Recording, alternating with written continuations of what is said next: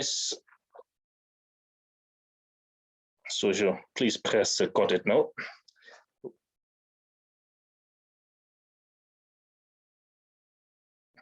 So otherwise, we will have presenters, and then you will have some time to ask some questions after their presentations. But if you want to type any questions into the chat box, please feel free to do this as well. I will read out your question or will pass over the question, and if you have typed something into the chat box. Okay, so just introducing myself, I'm Professor Lars Johanning. I'm based at the University of Exeter, and I'm the lead of the EuroSwac project. The aim of this project is to design and validate shallow water-based seawater air conditioning systems. And we will see later on, we have 2 demonstration sites there, but we will also look in terms of the optimization of the seawater air conditioning systems. And we will look also in particular innovations that potentially reduce the cost of the seawater air conditioning and make it more commercial viable. So we're looking in terms of cost efficiency and looking in terms of highly competitive compared to conventional air conditioning systems. As said, we have innovation activities involved in this as well. We're also looking, of course, in terms of the carbon reduction, so an environmental friendly aspects there. And of course, sustainability and replicability of the systems are key elements of this project. Seawater, of course, as you can see on the right-hand side, this is the areas we're talking about from Interreg perspective, and certainly it's covering the coastline of the channel there. So seawater certainly is available, and we try to look in terms of designing at least a minimum of four particular SWAC systems, but also looking on opportunities for multiple other seawater SWAC systems there. So in terms of the areas we're looking at, of course, I mentioned already, we having a focus on the environmental studies. So looking particular of environmental impact studies there and how we can inform them to reduce the installation time and the installation costs. Can you please switch off the microphone in the background? We have a bit of feedback there. We're also looking in terms of the technical innovations, as said. So we are interested particular in terms of corrosion elements, for example, but also looking in terms of cable laying systems to reduce costs, and of course, practical elements in terms of the air conditioning system itself. And we're also looking in terms of the business model and market analysis. So how can you implement the SWAC system in a cost-effective way, including circular economy, and you will hear about this later on as well. So the replication there in terms of limit environmental impacts is a key element. Reuse maybe of pumped seawater systems, what already is there, and how can you introduce it maybe with a SWAC system, optimize the design, and of course, reduce the costs. Innovation approach. So as said, circular economy is sitting there in the middle. We're certainly looking not only on the technical cost reductions there, but also about the elements and in terms of the life cycle aspects and the inclusions. And Jamie will talk about it a bit later. Self-boring pipes is another element where we're thinking a significant cost reduction can be introduced to those SWAC systems. So we will hear about this as well. Corrosion, certainly an issue in seawater, so corrosion potential in enhancing the lifetime, another important element there, and again, aspect of the use project. as well as flexible pipes installation. So can this be done, the installation, in a very cost-effective manner? Another aspect, certainly, in the innovation approach, what we're looking into. But as I said, I think so we're also looking in terms of already existing discharge water systems, such as for aquaculture systems. We talked with various, and we have one project in particular with the National Lobster Hatchery, who have already systems or discharge systems in the water, but how can this used to integrate SWAC systems? And we'll hear about this as well. The two demonstration sites we have are the Brixham Laboratory, what is managed by the University of Plymouth, and they're also partner on this EuroSwac project. And then we have the National Lobster Hatchery. You see their location there on the right-hand side. But as said, we're also looking not only on the demonstration of the EuroSwac systems, but we're also looking in the design of, at a minimum, for further SWAC systems, where we're producing a blueprint for them, and hopefully this will then lead to the installation of a SWAC system at a later stage. I think so. This all for me. What I like to say in terms of the introduction to the EuroSwac project. So the first speaker is Dr. Xiu Li from the University of Plymouth. He's an associate professor in mechanical engineering with over 16 years of experience. He's currently also the associate head of school for research at the School of Engineering, Computing and Mathematics at University of Plymouth. And his research interest and expertise in the area of thermofluids and computational engineering of multiple systems and interface flows certainly is important to this particular project. So he will give us an introduction to the EuroSwac environmental studies and analysis. So over to you. I would stop sharing now my slide so you can start your slides. Right. Thank you, Lars. Thank you very much. Hope you could hear me properly. And yes, we can hear you. If you can, yeah, full screen as well, your slides. So thank you very much. Okay, thank you very much, Lars. University of Plymouth, as well as the Brixham Laboratory, we are leading the first task, which is the environmental impact assessment of SWAC. So it's a challenging area, and we are in charge of looking at the environment assessment of the technology. So some of the areas that we'll be focusing on will be on the environmental constraints, modeling impact, and to explore SWAC potential of different sites, not just at Brixham, but at the National Lobster Hatchery as well. Optimization of SWAC on the environment, potential use in other areas, for example, in aqua farming, perhaps, and perhaps for producing a blueprint for people who wants to explore the use of SWAC technology. So we need to look at permit applications and instructions. So in a nutshell, to get the SWAC technology, we need to assess the environmental constraints, and that involves doing feasibility studies on environmental impact, and that depends on the size of the deployed SWAC system, whether it's a small size, a medium size, or a large scale one.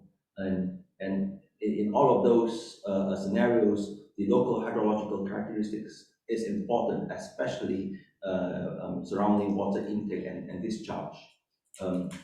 This means that seawater quality measurements have to be made and carried out in surrounding area where water is used.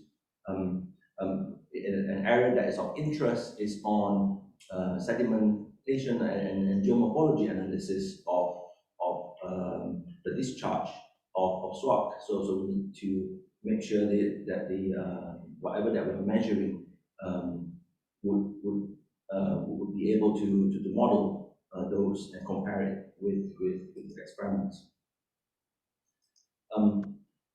So in terms of modeling impact and SWAC potential, to do this, what we do is we perform some numerical analysis, and this is done using computational fluid dynamics. Obviously, no modeling technique is correct without validation. So input from the physical experiments is important, and data measured there will be compared against what we model, and to assess the accuracy of our simulations. If that is successful, we will then be able to do a lot of what-if scenarios and what-if questions to answer environmental impact. To date, we've just begun the project recently, and we have at the moment looked at two different scenarios. One is when we have tidal current flow, and the other one is when we have tidal flow, and how does the free surface wave affect propagation of the hydrodynamics. So as an example, we've got some very early preliminary results of tidal flow using a very simple domain shown below, and when we have water, for example, of higher temperature being discharged from the bottom, in this example here, how does the varying flow conditions, whether it's a tide coming in or when the tide goes out, how does it affect the distribution of temperature, as that would have a large potential impact on the environment.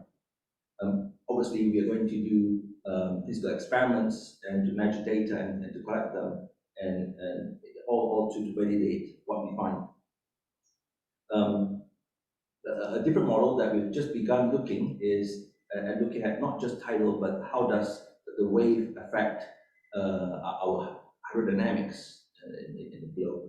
And so this is just some very early results. As you can see, when we have waves moving in different directions than the current, as when you get high tides and low tides and different wind conditions, for example, it does affect the flow profile within the system. So this is still early days, and we are looking to improve our models a lot better. We've also been exploring at different methodologies that we use to model more robust free surface flows, and perhaps looking at modeling exchanges within the mechanical system. So this is with smooth particle hydrodynamics, and it's a method that we will be keen to explore further. So what we want in the end of the day is to be able to optimize SWAC and to minimize its impact on the environment. So we want to make sure that whatever potential use for SWAC system here is to reduce the temperature discharge of water, perhaps, and to exploit or maximize the use of energy.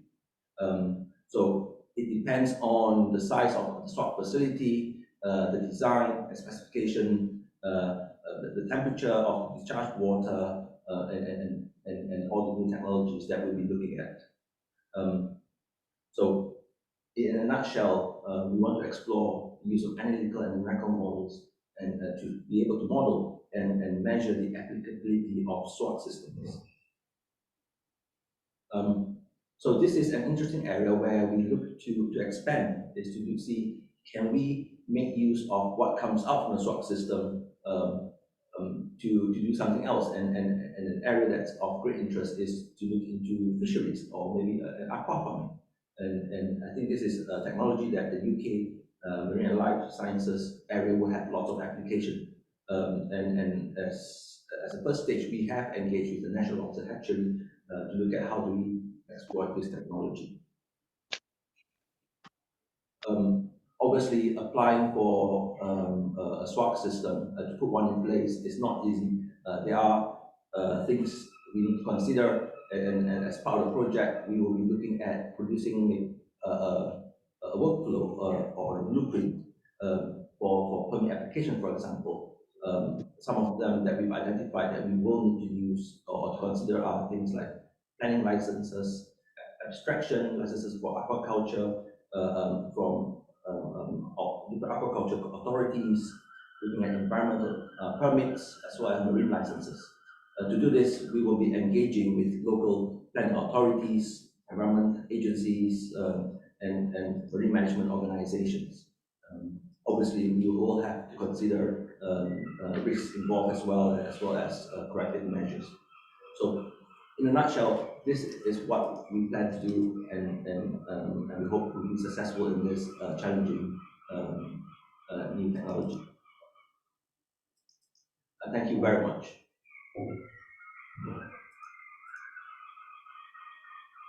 Okay, thank you very much for this presentation. Are there any questions from the audience, sorry, directly to the activities on the environmental aspects? Looking at the chat, but I can't see anything in the chat.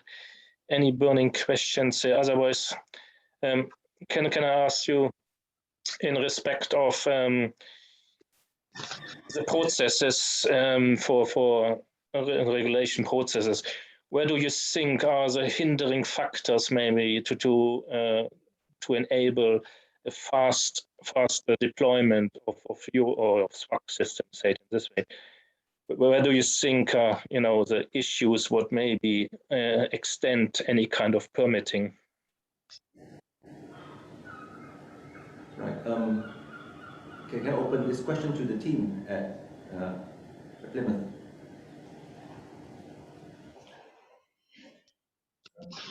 I mean, we're hoping to explore that a little bit further, and having partners on our advisory board from in the UK, like the MMO, are really useful to that.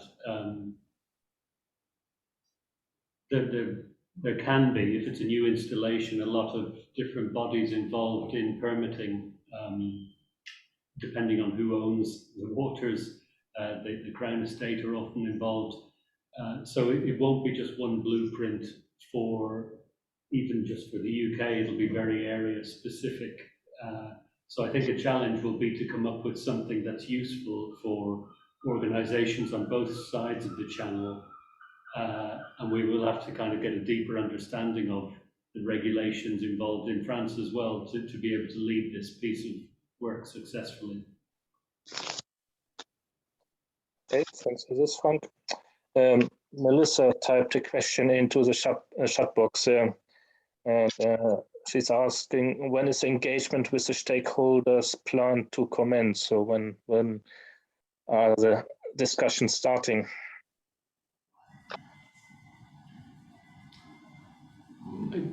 Well, I guess I mean we are keen to engage with all the stakeholders. So we if there's anyone with any comments that we need to get in touch with, we'll be happy to get in touch to get the project underway. I guess some discussions already started. I mean, being aware of this myself, but as for the demonstrators, some discussion have already started. That's correct. Yeah. Okay. I see also a hand up by John Herf, Dorak, if I pronounce correctly your name, sorry.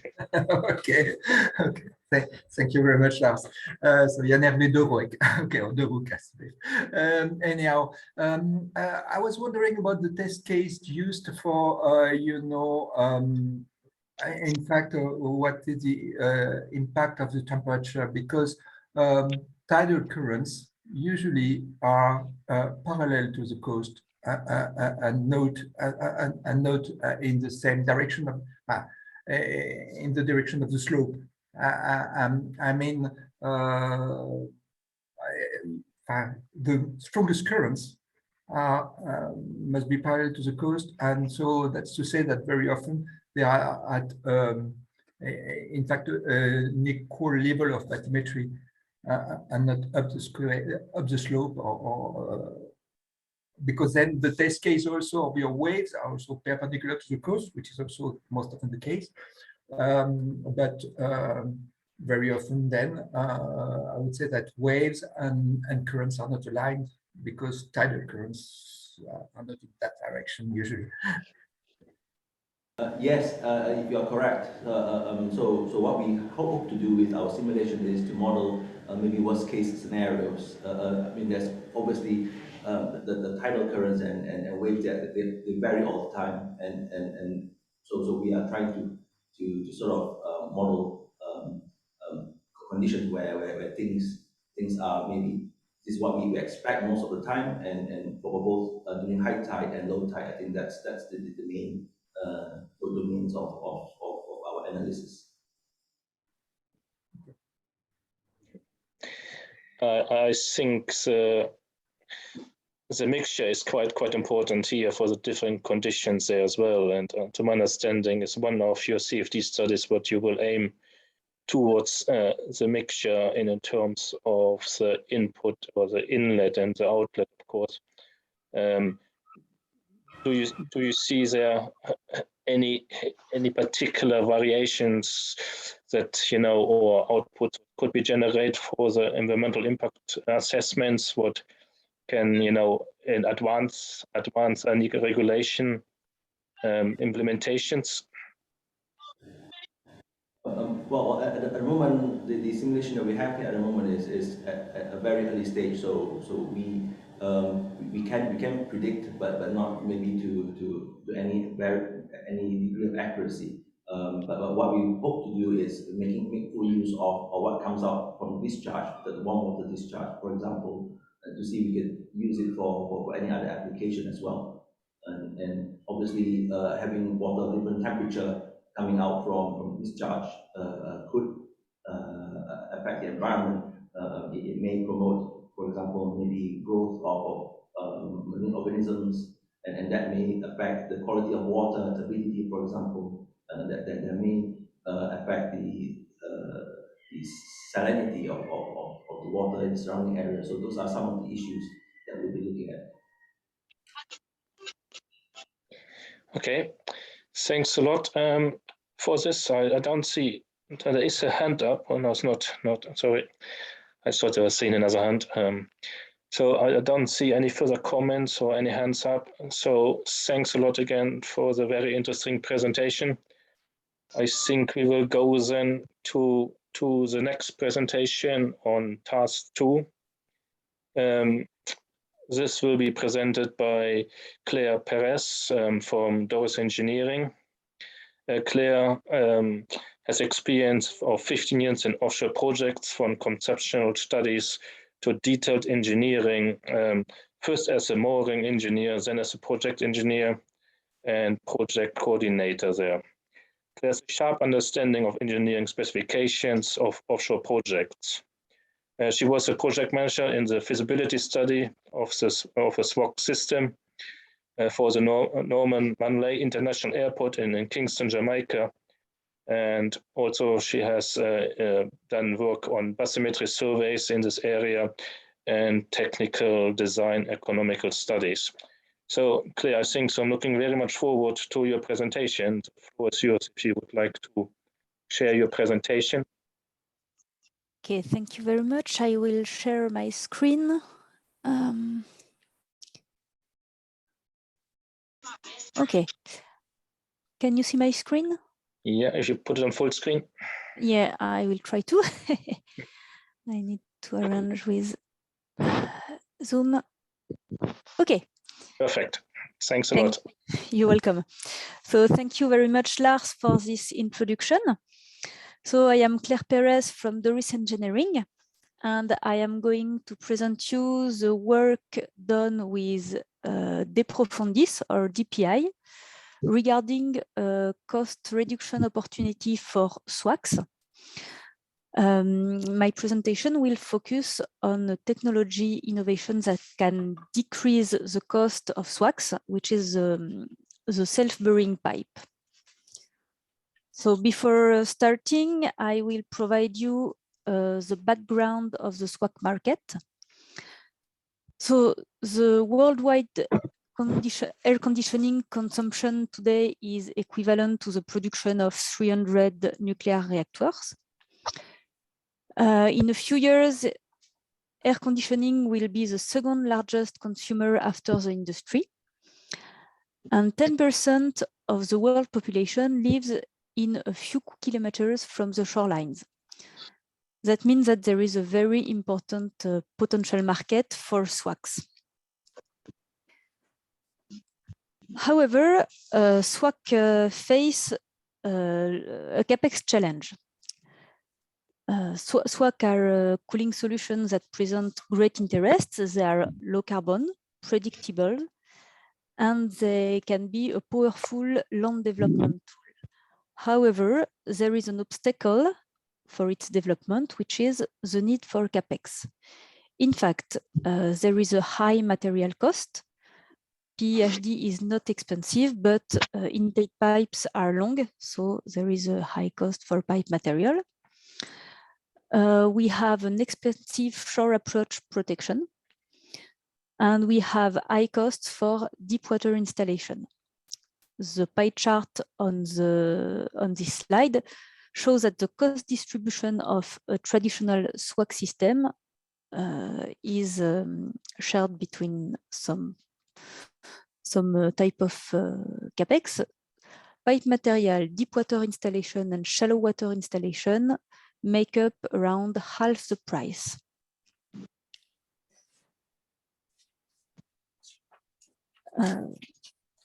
So to address these challenges, DPI and Doris are developing several technological innovations to lower the CapEx of a SWAC system by reducing the material cost and the installation cost. In EuroSwac project, we will study two of them. First one is the use of a flexible pipe for incoming water, which can save up to 25% in material cost and for deep water installation. And the second system is a self-burying system for pipes for the shore approach and for burying in sand soil. Both innovations can be combined in the same SWAC system. Self-burying for near shore and in sand, and flexible pipe for deep water.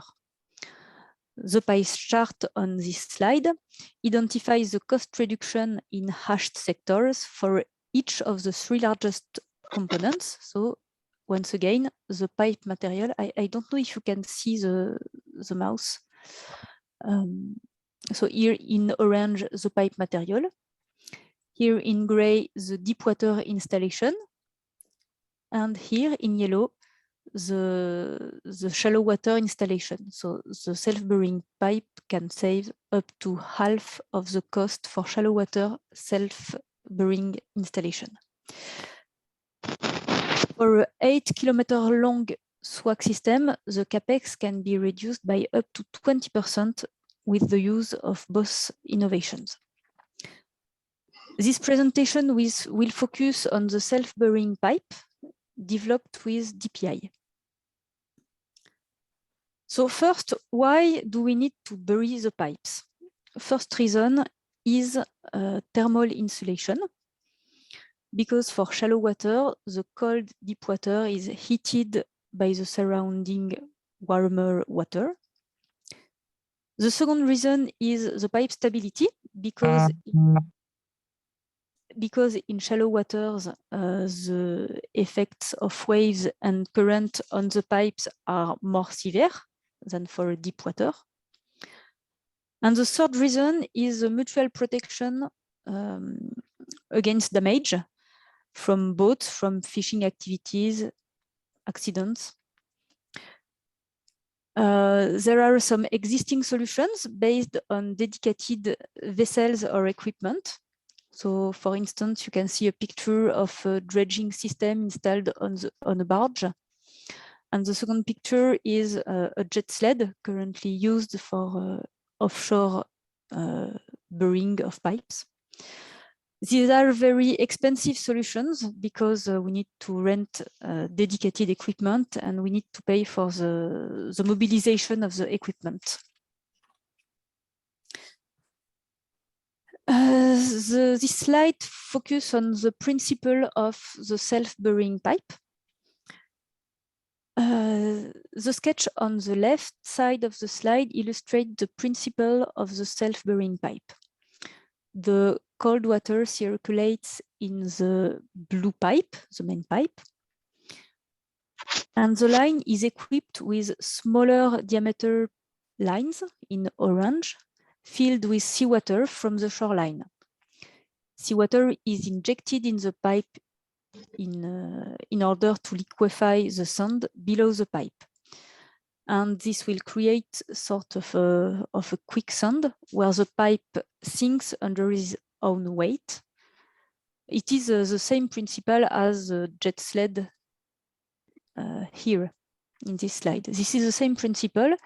We have added the green pipe, which is the pipe where sand, liquefied sand is sucked from under the pipe and is expelled on the side of the trench as the pipe is progressively sinking into its position. The sketch in the middle and the right side of the slide illustrates how the device works. So it will work section by section. The sections are isolated by valves controlled from the beach. It is in red, so this is one section. And this device is instrumented with depth and force sensors in order to control the burying. This slide illustrates the cinematics of the pipe. So the pipe is pre-installed on the soil, and the self-burying system is working section by section. So this animation shows the sequence of this system along the pipe. This is an iterative operation accomplished section by section. This simple procedure allows post-installation burying of the shallow water section without mobilization of an expensive offshore excavator. Of course, it applies only to short distance where the seabed is sandy. This slide presents the objective of the self-burying pipe study for EuroSwac project. The first objective is to optimize the design of the self-burying pipe depending on the pipe diameter, sand characteristics, pressure drops in the injection network. The second objective is to define and optimize the burying sequence. Shall we inject water or water and air or only air? We need to define if we do water injection and then sand aspiration, or both at the same time.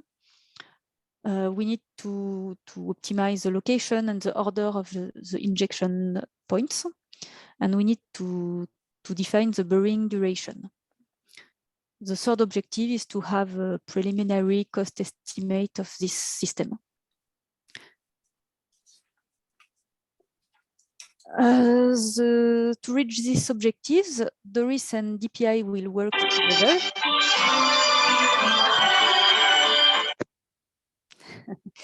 So to reach this objective, Doris and DPI will work together to achieve the task highlighted here. First, we will set up a tool to design the system. The input will be the pipe diameter, the injector numbers, the pump characteristics. Then we will build a scale 10 prototype, and we will test the prototype in order to verify the design and to optimize the geometry and the burying sequence. The objective is to complete these tasks before end of next week. So in conclusion, Doris and DPI are convinced that self-burying pipe system can be included in future SWAC systems in order to reduce capex and have a more economical SWAC system and improve SWAC replication. Do you have any questions? Thank you very much, Claire, for this very interesting presentation. I do not see any questions in the chat box. Is there anyone who would direct a question directly to Claire?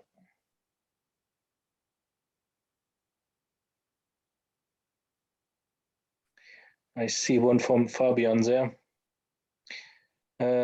Applicable to short section of pipe, which lengths approximate? Okay, I guess you you referred to what I said during the presentation. We don't need to bury the pipe on a long section of pipe, only to shallow water up to 20 meters water depth. That's why we spoke about short sections, and it is only for sand soils, not rock soils. That would be actually a question for me, Claire, regarding the soil. Where are the limits? I guess you need soft soil, but where are the limits in terms of the self-boring in relation to the soft or hardness of the soil? We need to clarify that during the project. Today, I can't answer you. I'm sorry. Okay, that's fine. I guess it's part of the work, and it's really dependent. I guess how much soil you will have. I guess the depths, etc. there as well. Another question for myself? Where do you think we're talking about costs and economics there, of course, as well there? Where do you think, or how much do you think the self-boring system would improve the SWAC system? I don't want to have an exact euro value, but just roughly. Roughly, we can. I'm not sure I understand your question, but we can. So what will be the cost benefits as a consequence of introducing these innovations? We can come back to this slide. Here. Sorry, do you see my mouse? Yes. Okay, I can't see it anymore. Yes, okay. I've seen it, just going. On the pie chart on the right and on the bottom, you have a yellow part, which is the capex for the shallow water installation. The hatch part is the part that can be saved with the use of the self-burying system. This comes from a previous SWAC study, and we were able to identify that nearly half the shallow water installation costs can be saved with this device. Does that answer to your question? Yes, Okay. thanks. It does. So yeah, so quite a significant cost reduction potential here, really through this innovation. Okay, thanks for this. There's one new message coming, I think so. Just sorry, from Simon Michel. Are you planning to investigate the effect of seismic waves that could be important to pipes installed underground? No, for the moment, we only want to optimize the system to check that the design is good. We will do a pipe stability study for the phase where the pipe is pre-installed, but there is no seismic wave design once the pipe is buried. Can I add something, please? Yes, of course. Once the pipe is buried, it's the same as a normal pipe. So we will deal with the problems that might occur during the lifetime of the pipe in another part of the studies, because it doesn't have anything to do with the self-burying process. Okay, thanks, Bruno. I think the other element is maybe from T1, we've seen there's some studies terms of near-shore breaking waves and the impact of it, what can inform this as well. Any other questions to Claire?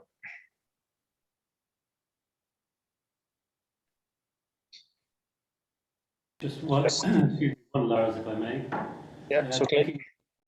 Thinking back to an earlier discussion around the circular economy, I can see and understand the savings in installation, as Claire is demonstrating on the slide here. Will any thought go into decommissioning? Will it be more difficult or expensive to decommission a system than it would be if a pipe was run on the surface? I can answer if you want. Please. Yeah. The system is not to be compared to a pipe on the surface. If we are in conditions where we can leave the pipe on the surface, we will leave it on the surface. It has to be compared to other ways to bury the pipe. And second answer, to decommission the pipe, we will fill it with fill the main pipe with air, and this way the pipe will be lighter than the water, and will be able to go out of the water. But this, once again, it's not a problem of self-burying or other types of burying. If there is a low depth and lots of storms, anyway, a pipe on the surface will finish broken. So did I answer your question? Yes, thank you, Bruno. You're welcome. Okay, any more questions there? Otherwise, maybe one more for me, Claire. Sorry. In respect of installation time itself, because there's of course also money associated to the installation time and the hiring of the vessel. The self-burying pipe, will this reduce the installation time, or will it be equal, or what are the benefits there in terms of installation time? To be honest, I don't have a clear view on the installation time, and we will be able to have a better view at the end of the project. But the savings are not regarding installation time, it is regarding installation means. And for self-burying pipe, we don't need any offshore mean. We only need to run the system from the shore. Claire, can I add something? Of course. I think I understand your question, Lars. I think that we will not save significant time if we compare the installation with or without the vessel. I think that we would need the same time to install the pipeline with a vessel or without a vessel. So the gain that we can have is coming from the money that we need to engage for hiring the vessel. Okay, understood. Thanks for this. Okay, I don't see any other questions. I don't see any other hands raised. So thanks a lot again, Claire, for this presentation. And if you stop sharing, then we will get over to the next speaker. I am praying. Okay. Thanks. So the next speaker is Carly Daniels from the National Lobster Hatchery. Carly is Head of Production, Science and Development for the National Lobster Hatchery, or short NLH, in Cornwall. She leads a team of scientists and technicians in running and optimizing an active program of lobster stock enhancement. From background, she is a marine biologist and ecologist with 15 years of diverse professional experience in leading and conducting applied biological and ecological research, education, and stakeholder engagement. And I can say that Carly is doing a very good job because I was involved in lots of projects with her. And over to you for your presentation on introducing the National Lobster Hatchery project as pilot demonstrator. So, Carly, the floor is yours. Thank you very much for the introduction, Lars. That's brilliant. I will just share my screen.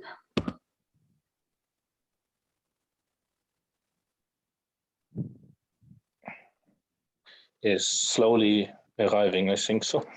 Oh, it's saying not responding my end. Hopefully No, it's yeah. it doesn't fail completely. I'll just put it onto slideshow. Yeah. Brilliant. Can you see that okay? Yes. Brilliant. Excellent. So yeah, as Lars mentioned, I'm going to be introducing the National Lobster Hatchery and the pilot demonstration site that we're hoping to run at our Newlyn facility, which is down in southwest Cornwall. So I'll just give you a brief introduction to who the National Lobster Hatchery are, just so you understand where we're coming from and why we might want to use a SWAC system on our systems. So the National Lobster Hatchery is a small marine conservation, education and research charity. We were set up in the year 2000 in response to declining stocks of lobster seen around Cornwall and the Isles of Scilly. So that's kind of locally around the area where we are. But this was set against a backdrop of kind of stock collapses across Scandinavian countries. And so the hatchery was set up as a preventative measure to try and support the fishery by rearing and releasing lobsters back into the world as part of our stock enhancement initiative. So what we actually do, we help conserve this vulnerable lobster population, ultimately helping to kind of safeguard communities around the coast and also the seafood industry and further afield up the industry chain. We run 3 programs as our charitable objectives. We have conservation, which is our stock enhancement work. So that's the rearing and releasing of lobsters. So that's our aquaculture systems where the SWAC system might be applicable. We also run a program of research where we conduct pioneering research, trying to look at the impact of our stocking work, so trying to further develop our stocking work and improve our culture techniques and the sustainability of what we do within the hatchery itself. So the SWAC potentially could have an impact there. And we run a program of education where we help to raise awareness on fishery sustainability, but also other issues about kind of general responsibility of sourcing seafood, but also about other sustainable issues. And I think this is where we can feed into the EuroSwac project with regards to helping to outreach some of the work that can be done in the project to a wider audience. A bit of lobster biology for those that are interested, but just so you can understand the background of why we do what we do. We rear the lobsters through their early vulnerable larval stages. So these are the stages, if you can see my cursor, stages 1, 2, and 3. This is where in the world they're floating around in the plankton and they're basically fish food. So they don't have much chance of survival. But what we do is improve their survival in those stages by giving them a bit of protection and then release them at kind of stage 4+ when they're juveniles and what we call bottom seeking. So they're benthic animals that will look for shelter and a place to hide, so theoretically have the natural instinct to survive once released into the wild. So where our sites are, as I said, we're based in Cornwall. Our main site, which is our Padstow site, which can be detailed by the Lobster Hatchery logo there, is in North Cornwall. That's where we house our main hatchery, and we have a visitor centre there as well that educates people about what we do. But we also have this containerised system called the Lobster Module down in Newlyn, which is down in the very southwest tip of Cornwall. And it allows us to produce post-larvae so that our juvenile lobsters that we'll release back into the world from a different production facility. It's about 50 miles away from Padstow, and for the last couple of years, it's actually been sat dormant, so it hasn't produced lobsters for the last couple of years. But as part of the EuroSwac project, we're kind of reinvigorating that site and bringing it back to life so that we can try and find more sustainable ways to run it. So just a brief intro to the Lobster Module itself, so what it is. This is where it's situated. So this is Newlyn Harbour that you can see here. This is the South Pier, and the hatchery actually sits in 2 containerized systems just on the pier here. We've got 2 abstraction points that we've got potential of abstracting water from. The first is on the outside of the quay wall, and the second is on the inside of the quay wall. They're situated slightly differently. So the one on the outside of the quay wall is actually housed inside the quay wall itself, so it's not exposed to the elements at all. Whereas the one on the inside of the quay wall, this is a set of steps that you can see here. This is the mean high water, and this is the mean low water, and it can sit just here at the bottom of the steps, and we can abstract water as and when needed from that site. We also have a discharge point that's just by the hatchery itself. So water that's pumped in from these 2 areas here goes through a pipe all the way along the side of the quay wall and enters into the hatchery. And we then use it to rear our animals and then release it back into the wild. Release the water back into the surrounding environment. We've got 2 submersible pumps that do the abstraction work for us that are situated in these 2 positions. So that's just a bit of background to what we actually have already at the site that's currently existing. As it stands, these give us water access, unfortunately not 24 hours a day, because they're situated above the mean low water. But they give us a relatively good spread of water at the site. This is just a few pictures of the hatchery system itself. So as I said, it's in containers. We've got 2 containers. They're 40-foot shipping containers that are backed end to end. In one end of the container, we have our brood supply. So brood is basically the animals that hold the eggs under the tails, so the female lobsters. So they're housed in one container, and this is where we've got a tank that stores water as well. And then in the right-hand container, we have our larval and juvenile rearing facilities. We have a chiller system that's attached to the right-hand container that allows us to kind of keep our temperatures of our systems relatively stable, though as I'll explain later, we've had problems with this in the past. So capacity-wise for what we do, we've got 32 brood compartments, so we can house 32 female lobsters. We have 18 larval rearing vessels, which we have kind of communal rearing in. And then we have 4 aquahive towers, which are our juvenile rearing facilities.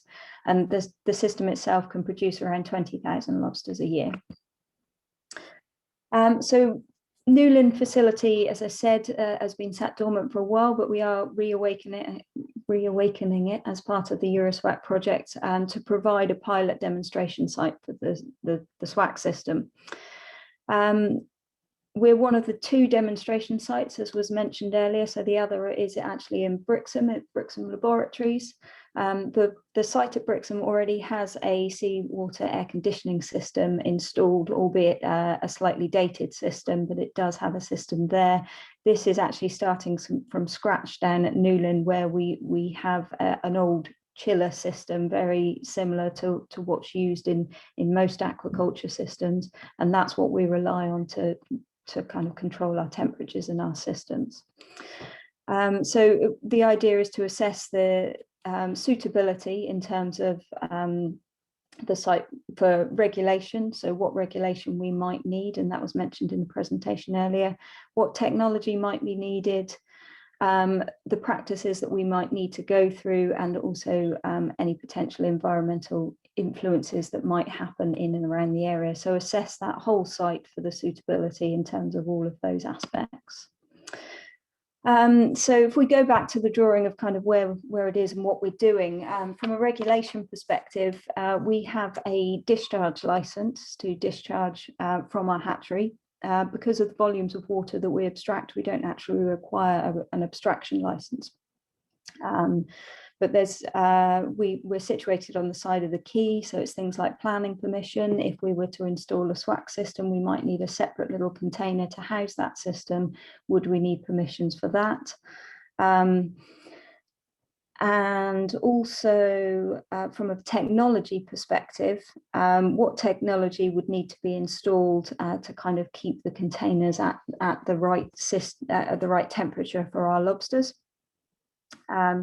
So it's understanding if we needed, say, the extra container which house the technology for the SWAC system, what permissions are needed for that, but also understanding how to run that technology as well, and what pumping technology is needed. At the moment, we have abstraction, kind of submersible abstraction pumps that can be taken up and down as and when we need water, or they can be fixed in place.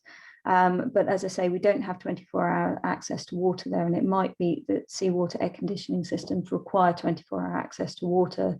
So then we might have to look into potentially situating the pump elsewhere, which may require further licenses from the MMO for putting in the kind of pipes that were talked about in the previous presentation, and a pumping system that would allow 24-hour access.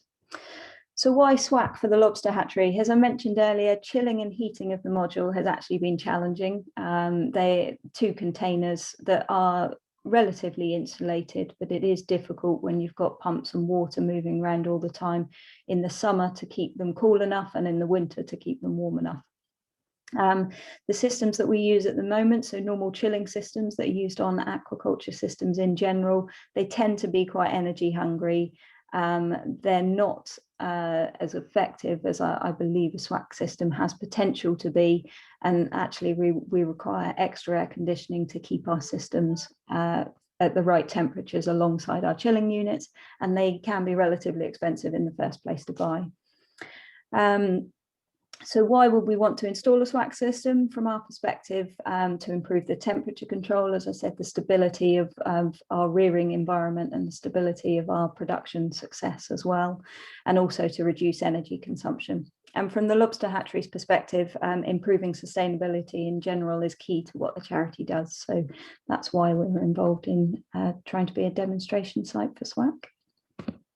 And I thank you for your time. Any questions would be appreciated. Thank you very much, Carly, for this very interesting presentation. Any question from the audience? I don't see anything in a chat box in a moment. Otherwise, I have one or two questions for you. I don't think you can escape without a question. Thank you. Firstly, you're quite interesting to see that you're using already container systems there. For your rearing of the lobsters there. Where do you see the benefits maybe having a containerized SWAC system in addition to this, or do you see more a fixed SWAC system would be more useful? I think from our perspective, certainly with that containerized system, it is actually theoretically mobile, although some of the pumps are quite well, the pipes and external pipes are quite well fixed. It is actually mobile, and one of the good things about that is if it needs to be moved, it can be moved. And I think from our perspective, if the SWAC system could be similar as well, so in a small container, then that would be very useful. I think having it separate from the actual unit itself is potentially a benefit as well, because it could be used and tested in other aquaculture facilities. It could be picked up and taken somewhere else and tested to see if it's suitable for other aquacultures. There's certainly an opportunity and probably quite interesting to look in terms of the optimization aspects to see containerized SWAC systems, which are the benefits really of them compared to fixed installations there. Yeah, definitely. Certainly working on a quay site, if they want to move you, they probably will. So yeah, it's good to have that option. Okay, no, thanks for this one. Yeah, and a bit of a follow-up question on this one then. We heard, of course, just before on the self-boring pipes and the dynamic pipes to some extent as well.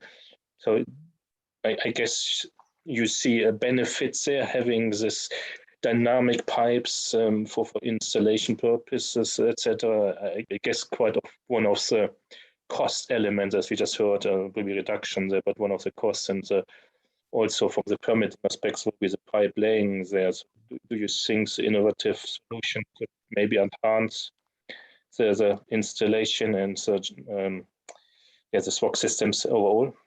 Yeah, very much so. I mean, it all depends on the actual the structure of the seabed itself. I think, unfortunately, around Newlyn, we're not, we're quite rocky and stony, so I don't know that it would be a suitable place. But in our Padstow site, we're actually situated in an estuary that's full of sand.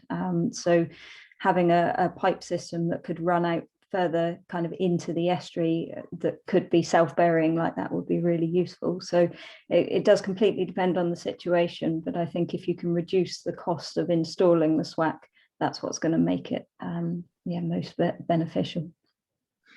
Okay, yeah, so certainly some opportunities there for this project to look into this, and particularly looking in terms of the optimization for, if I call it maybe, the dynamic flexible system, as well as fixed systems. Okay, any other question from the audience? I don't see anything in the chat box again, but anyone has any burning question to Carly? Maybe a question on the ideal range of temperature for your process. Certainly, so we normally in the wild lobsters are reared. In the wild, they'll experience temperatures of kind of around summertime temperatures in the UK, which is anywhere between about 14 to 18 degrees. We tend to rear them at about 19 degrees, so we're at the top end of that range, but it's the kind of the temperature that's suitable for getting them through a decent period of time and kind of improving production processes. So we do rear them slightly higher than what they experience in the wild. So we are looking to hold them at around, as I say, 19 degrees. Okay, thanks, Carly. I see a question from Simon. I think the question regarding the intake. I don't know if you want to address the question directly to Carly, Robin.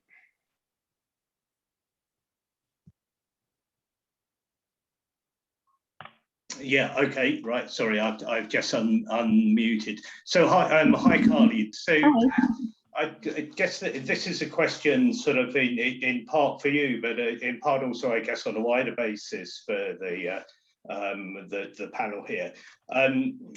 So in terms of the hatchery, you're obviously very much about trying to conserve lobster stocks and wider conservation, etc. And you've highlighted sustainability within that. I know little about these systems. You obviously have, as you've mentioned, an existing system, and the SWAC system proposes something permanent. What are yours and others' considerations as regards the intake and the mortality of animals, invertebrates, and that within that? And because like I said, I have no idea of the form of the intake. And what are the considerations in terms of minimizing that? Are you talking in regard to the kind of intake of things that might be in the water column itself when you're pumping in? Is that what you're asking, Robin? It's a good question, actually. It's something, certainly with the hatchery processes that we do at the moment, we only use very small volumes of water, but certainly for the SWAC systems, the volumes of water are likely to be a lot higher, which is why certainly from a abstraction perspective, we'd probably need an abstraction license. Now, knowing exactly what's in that water, that's a difficult one because that will vary at different times of year, depending on the temperature, what plankton you've got around, anything like that.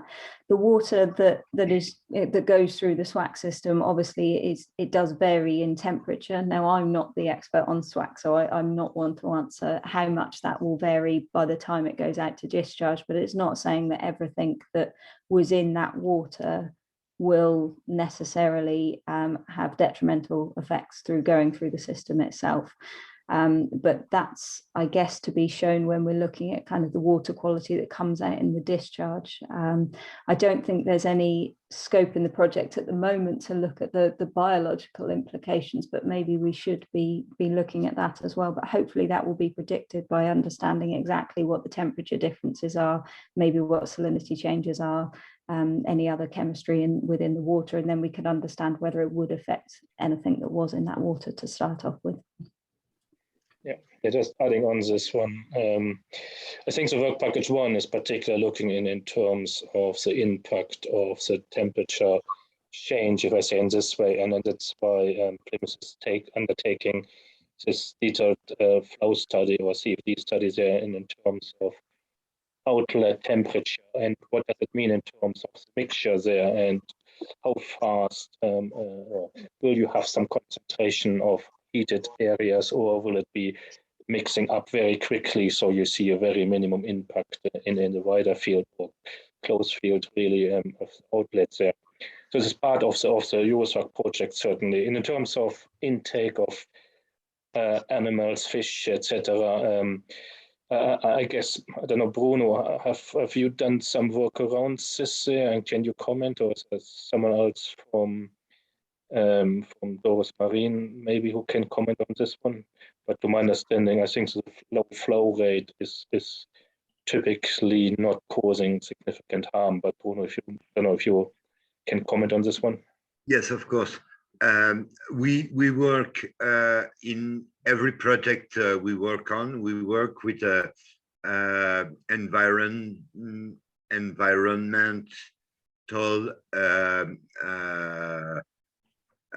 office that studies the potential impacts of the SWAC on the environment, and the way we work with them is that they tell us that because of local environment, because you will not have the same things in England or in Reunion Island or even in Brittany, because you don't have the same fauna. And they tell us there is, for example, sea mammals that come in this day and that will be very disturbed by the sound. And then we try to reduce the sound until we get to a sound level that they think is acceptable. But we do not have the skills in marine biology to be able to do it ourselves. We are working in pipe engineering, but we are working with people who have this knowledge. Yeah, the work package or task 1 is directly directed to this kind of environmental impact studies here. Okay, in respect of time, I think so. I like to close this one. Carly, thanks a lot again for this very interesting presentation. And I will get over to the optimization and circular economy for SWAC systems. This will be a double act with Ola and Jamie from the University of Exeter. Jamie is a research fellow who has recently joined the University of Exeter, and he is focusing in this particular on a circular economy, whilst Ola is working for some time actually at the University of Exeter, and she is part from beginning, she's a researcher from beginning of the EuroSwac. So I think so Ola will start this first part of this presentation, so over to you. Good afternoon. Jamie, could you please share the slides for me? Please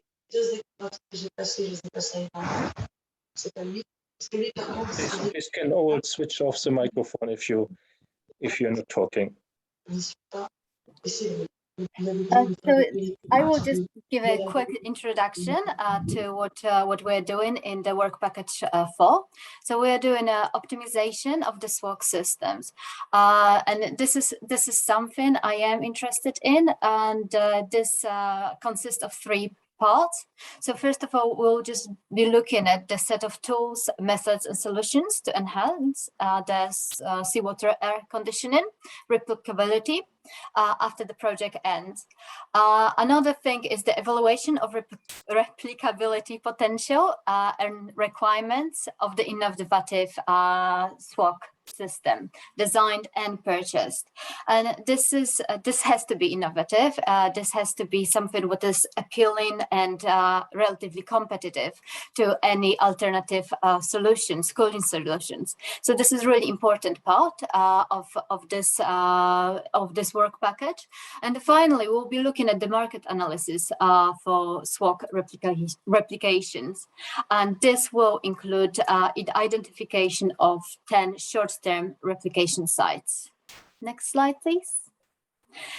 So for the optimization, which I am doing, we're looking at 3 aspects, and this very simple diagram shows very well what is involved. So 3 aspects will be the technical requirements, so all of the input I can actually use in optimization. But also we'll be looking at environmental studies and the financial analysis. So everything what we will have really from the previous work packages will contribute to this work package. We can also see that each of these aspects overlapping itself, so they will be, there is a close relationship between them. But also in the middle, we see replicability. So all of them will go into my study. Next slide, please. And finally, this quite mouthful diagram, but I will just try to make it as simple as possible. So first of all, we'll be looking at the required information.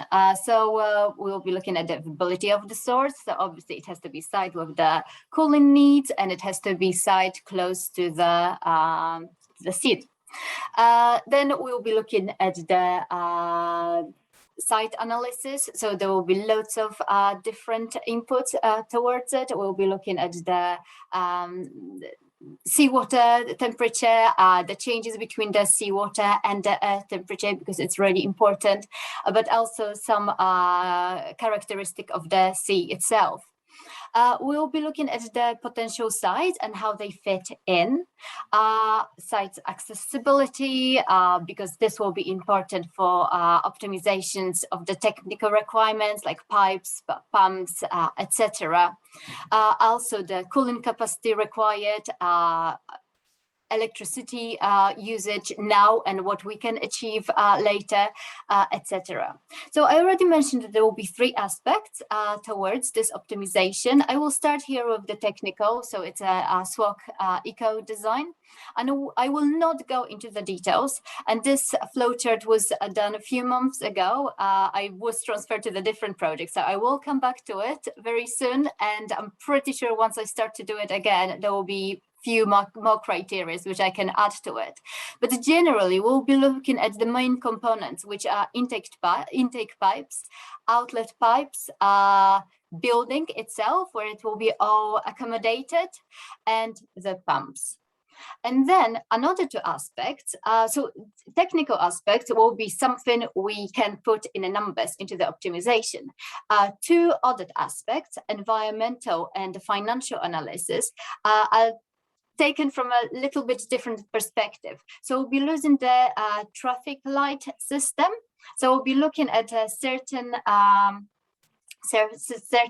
criteria, for example, from environmental scoping perspective. And we'll be looking, is it green? There is no limits to it, and we can just add to optimization, and it will go straight into optimization. If it's something amber, we'll be looking like how to modify it, how to update it. is it improvable or not?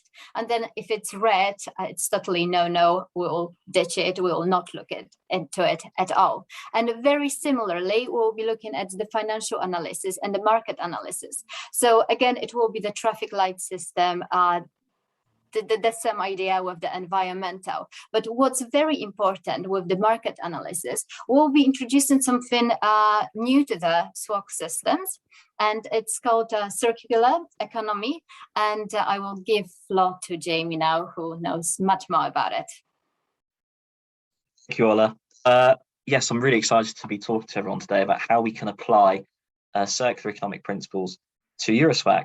To anyone who's not familiar with the circular economy, here's a definition. It is an economic system which is based on business models which replace terminology such as the end of life usage of, or the end of life of assets of goods, and replacing it with reducing, reusing, or indeed restoring materials to benefit the environment, the economy, and society as a whole. So how can we apply the principles of circular economy to EuroSwac? How can we move from a linear economy where we take from the earth, take resources from the earth, make it into a product or a service, and then dispose of it in the end, to an economy where we can ensure that as much material and labour stays in this cycle in our economy as much as possible? So I want to start off with another question, actually, and that is, how can we separate the need for economic prosperity from the usage of the Earth's resources? I've recently had a COP26 conference in Glasgow. Whether or not it was a success or not depends on who you listen to, but it's clear that there is a trade-off between what we should prioritise, the economy or the environment. The traditional economy is based upon our use of the Earth's resources. We take some from the Earth, whether that is oil for fuel, materials for the motherboard inside the computer upon which you might be watching this presentation, or indeed lithium, copper and nickel for a mobile phone. And at the end of its life, it's disposed of. Indeed, the same might be for clothing or food waste, which you might be tipping away after its sell-by date. And yet the planet is also heating up. The Earth has warmed up 1.1 degrees since the Industrial Revolution. That's quite topical because, as Claire's mentioned earlier, global warming associated with a linear model will drive warmer climates, which then drives air conditioning demand. And that increase in air conditioning demand uses more electricity and more fossil fuel usage, which then warms up the environment, which then drives further air conditioning demand, and so on. But on the other hand, during this post-COVID era, people may be concerned about jobs and surviving financially. According to the Office for National Statistics, 4.3% of the people in the UK are unemployed. Around 7% of people are unemployed in the EU. And inflation within the UK and the Eurozone is up to around 4%. Indeed, the cost of living is going up, and depending where you live, the price of food might be going up, the price of energy and electricity and gas is going up, and the price of petrol is certainly going up, 1.47 a litre at my local petrol station. So how are people affording to live? How can we expect people to prioritise the environment when they're struggling to make ends meet? Or how can we create an economic system which promotes economic prosperity, social equity, and environmental well-being all at the same time? This is where we can introduce the circular economy. Now, I've inserted a nice picture of the globe here. That's because an economist in 1966, Kenneth Boulding, wrote an essay called The Economics of the Coming Spaceship Earth. He argued that Earth is a spaceship with limited resources, and we must therefore find our place in a cyclical ecological system. We need to transition from an open system where we needlessly take from the Earth's resources and throw it away once it's done, to a closed spaceman economy where we care for the Earth and preciously measure the value of the labour and materials which we are using. And the UK celebrated yachtswoman Dame Ellen MacArthur also made a similar analogy in 2010 when she made the point about the use of resources in her transatlantic races. Less than a sport, MacArthur noticed that Spaceship Earth was similar to her transglobal races. If she used just the wrong amount of fuel, just the wrong amount of energy, she ruined that precious equilibrium required for survival, and her race was over. And help might not have been for days away. So we're running out of resources on planet Earth, just as we're ruining that equilibrium. And the resources that we are using, such as burning fossil fuels and so on, are harming the environment that we live in. So we need to move from a linear economy over to a circular economy. We need to move from that diagram which I showed on the very first slide here. We need to move from an economy where we take, make and dispose of goods into an economy where we regenerate and restore materials within production and consumption processes. Now, we can also visualize a circular economy through a butterfly diagram created by the Ellen MacArthur Foundation. And this butterfly diagram can be worked through 3 principles. At the top of the diagram, we have the preservation and enhancement of natural capital by controlling finite stocks and balancing renewable resource flows. We use only restorative technical material and regenerative biological material from the earth. And through the second principle, optimizing them by circulating products, components, and materials at the highest utility in both technical and biological flows at all times. So with technical materials, we take restorable materials on the right-hand side of the butterfly, make those into parts, transform into a product and provide as a service. And within the subsequent loops, try and ensure that that value of those materials and the labor which is required to convert them into a service is maintained. So we can share that asset. We can maintain and prolong it for as long as possible. For example, if you have a car, you take it for a service or an MOT or the equivalent, wherever you may live. And at the end of its life, you may reuse it, redistribute it, or indeed refurbish it to as good as new state. And if that's not viable, maybe your mobile phone might be broken and it's beyond repair, then you can recycle it, where the parts which still do work can be taken from a loop of last resort and refed back into a product along with other virgin materials. And on the other side, on the left-hand side of the butterfly, we have the use of regenerative biological material, which can be used either through cascading through several usages. So if we take cotton from the earth, we can use it in different types of clothing, or if we have wood, we can use it within tables and chairs. Or if we're taking food, we can take the food waste and treat it with anaerobic digestion to produce biogas or release it back into the biosphere, where we can then make other subsequent food and therefore support our own growth. And this all leads to the third principle, which is right at the bottom of the diagram, where we minimize systemic leakage. So i.e. we reduce the harmful environmental output of our economic activities and negative externalities. And we try and ensure, as I mentioned, that all that labor and all those materials and energy and heat stay in those cycles at all times. So how can we adopt circular economic principles? I've borrowed 5 principles here from previous literature, but the most important one is probably at the top, because it includes design, education, and the creation of jobs. We can design and educate for a circular economy, where we can promote knowledge of the circular economy, encourage circular economic skills, and create new business models. A recent study by Circular Economy, a not-for-profit organisation in the Netherlands, and our own research group in Cornwall, TEVI, demonstrate out 8.5% of jobs in Cornwall and the Isles of Scilly alone are circular, whether that is through the provision of renewable energy sources or indeed providing services to circular business models just to keep them running. And according to the Green Alliance, 450,000 circular jobs could be created in the UK in the next 15 years, again, whether it is through maintaining renewable energy sources or repairing previously disposed goods. And these are very closely linked to the other 4 principles. So if we educate ourselves on how we can move to a circular economy, we can learn how to choose more regenerative inputs. So that's, for example, renewable energy sources or restorable parts. We can reduce our negative environmental output. We can reduce waste by seeing it as an opportunity in this diagram here, as an opportunity to use something new, or to make it into something new, and we can reduce our negative environmental impact. We can reduce production by choosing more durable parts and rethinking our attitude to remanufacturing, refurbish, and restoring previously used goods. And we can also maintain the asset value. We can maintain the value of an asset which is in use, increase its durability, and reduces obsolescence, in turn, reducing the need for production and extraction from the Earth's precious environment. And here, I've tried to demonstrate here that these are all interlinked. So in the middle, we have designing and educating for a circular economy. If we learn about how we can become more sustainable for a circular economy, then this is linked to the choice of more environmentally friendly inputs. And then we thus reduce our harmful environmental outputs. And if we create skills for a circular economy, we can learn how to maintain asset values, such as EuroSwac, and then learn how to reduce production with jobs created by retrofitting, restoration, and upcycling, and so on. How can we apply these principles specifically to seawater air conditioning? Now, some of this has already been discussed earlier, but I will go over all material. We can design and educate for a circular economy. We design a more regenerative air conditioning system, which would cause minimal impact to the environment as demand grows.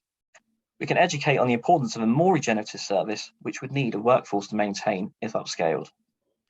We can choose more environmentally friendly and more regenerative inputs. The use of seawater leads to a reduced electricity demand, even with the use of any heat exchanger. And parts which are used mainly within the units themselves, but maybe within the pipes if we do decide to recover them, should be designed to be refurbished and remanufactured after the first usage cycle to extend their service life. We can reduce a negative environmental output, so different depths of water for intake and effluent can be used in order to minimize or indeed eradicate any negative or detrimental environmental output. And of course, we can optimize that, as Carly said earlier, by encouraging aspects such as aquafarming. And we also remove harmful gases associated with air conditioning refrigerants. We can reduce production, and this project demonstrates how the retrofitting of existing air conditioning infrastructure and the choice of more durable materials can prolong the asset's life and value. And we also maintain the asset value itself by maintaining test sites during and beyond the project expiry, with a view to replicate elsewhere, with subsequent sites receiving maintenance to prolong their own SWAC unit's life cycle. If we revisit the butterfly diagram here, we can see how seawater and the seawater of the SWAC unit is applicable to both sides of the diagram. So here on the left-hand side, we have seawater, which is taken as one of the biological nutrients that the Earth can give us. It's fed through the parts and products and providers of service, and it is released back into the biosphere in a way which not only is not very harmful to the environment, or is not at all harmful to the environment, but of course benefits sea life. And then the technical materials which are taken as part of the finite, as part of the SWAC unit itself. Again, if we're building it from scratch, we can take the materials as parts, produce that make that into a product, and provide it as a service, and then cascade that through these cycles here. So maybe it could be shared between users. It could be maintained and prolonged by a dedicated workforce. It could be reused, or at the end of its life, refurbished into an as good as new state, and then the loop of the last resort recycled. And then through all this, we minimize systemic leakage of the resources and labor which have been put into these cycles already, and we minimize negative externalities. So as a summary, in an era when environmental and economic concerns are both prevalent, the circular economy gives us a way to live more sustainably whilst benefiting socio-economically. Circular economy can be operationalized by following principles which underline the importance of jobs, training and prosperity, as well as encouraging more environmentally sustainable energy inputs and outputs. And EuroSwac as a project which incorporates circular economic principles both in its actual operation and its potential to be upscaled. So not only are we retrofitting existing air conditioning infrastructure with a closed-loop source of energy, but if upscaling, would see the wide-scale creation of jobs and maintenance, as well as the combined benefits of reduced electricity demand, refrigerant usage, a heightened use of restorative materials, and reduced emissions. Thank you very much. I'd love to throw it open to any questions from the floor. Perfect. Thank you. Jamie, if you wouldn't mind leaving this last slide there. Okay, thanks. I think so we're running a bit of time, but I think so one or two questions are still possible. So are there any questions from the audience, either to Ola or to Jamie?